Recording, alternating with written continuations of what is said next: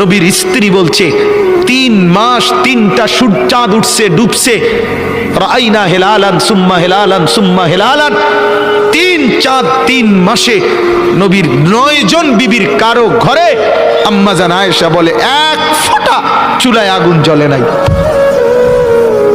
মা আওকাদাত ফি আবিয়াতে রাসূলিল্লাহ নারুন, নবীর একজন বিবির ঘরেও আগুন জ্বলে নাই।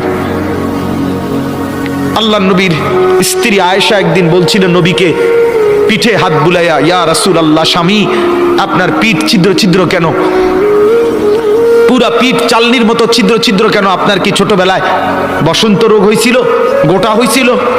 আল্লাহর নবী চোখের পানি ফেলে বলছে, আয়েশা তুমি জানো না আমার এই পবিত্র দেহে তো কোনোদিন মশাও বসে না, মাছিও বসে না, পোকা বসবে কেমনে?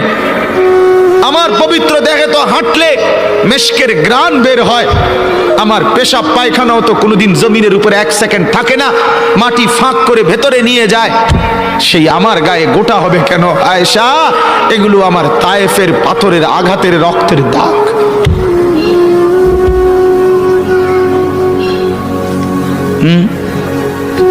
বলো না বাপ, কিছুই মনে হইল না?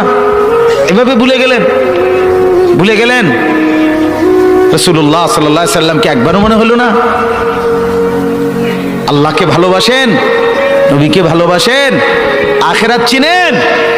এই বাপ, আমি আপনাদের সন্তান, আমার বাবা আপনাদের মহল্লায় 43 বছর এই বড় মসজিদের ইমাম ছিলেন, 1 দিন 2 দিন না।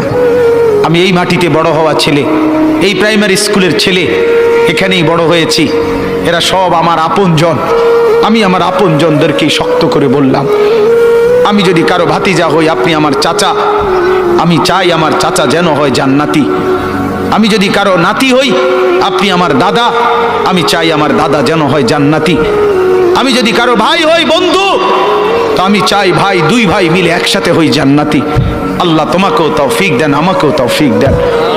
দোয়া করি বাপ, দোয়াও চাই। জিন্দগি বদলান যুবক, জিন্দগি বদলাও। দিবা নিশির ফিকির আমার